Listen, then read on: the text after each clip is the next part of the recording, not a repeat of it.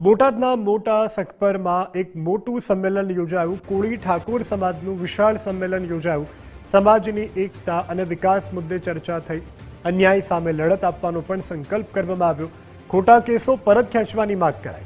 વસ્તી આધારિત બજેટ ફાળવા માંગ કરાઈ। વિકાસ નિગમમાં પૂરતું બજેટ આપવા માંગ। પ્રવીણ કોળીએ દિલ્હી અધિવેશન પર ટીકા કરી। દિલ્હીનું અધિવેશન માત્ર નેતાગીરીનું હોવાનું પ્રવીણ કોળીના આરોપ। સમાજને જાગૃત થઈ અને એક થવા અપીલ। સંમેલનમાં મોટી સંખ્યામાં આગેવાનો ઉપસ્થિત રહ્યા। આગામી દિવસોમાં વધુ સંમેલનો યોજાશે તેવું આગેવાનોએ કહ્યું છે।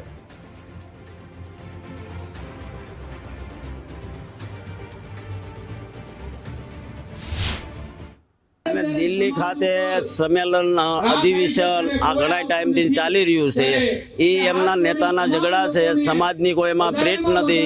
સમાજ બાબતનું આજનું એક તો અધિવેશન પૂરું થયું, પણ સમાજ માટે શું કરવાનું છે એવું કાંઈ અમને સોશિયલ મીડિયા કે મીડિયા દ્વારા જાણવા મળ્યું નથી। એટલે ખાલી ના ભેગા જે થયા હોય એ અધિવેશનને હું ખુલ્લું કહી શકું કે નેતાગીરી અધિવેશન હતું। કે સમસ્ત કોળી સમાજ, ઠાકોર સમાજ ગુજરાતની અંદર જે જુદા જુદા કેસ થયા છે, લાઠી, હળદર, સુરત, કોટડા, માંગરોળ, આ તમામ કેસો પાછા ખેંચવા માટેની વાત છે। સાથોસાથ વસ્તીના આધારે કોળી સમાજને કોળી ઠાકોર વિકાસ નિગમમાં ફંડ મળે। ભવિષ્યની અંદર જે હાલમાં ત્યાં જે ઘટના બની છે એ ભવિષ્યમાં કોઈ ઘટના ન બને, અસામાજિક તત્વો વધી, તો એના અનુસંધાને આ એક શક્તિ પ્રદર્શન છે, એક સંમેલન બોલાવવામાં આવ્યું છે।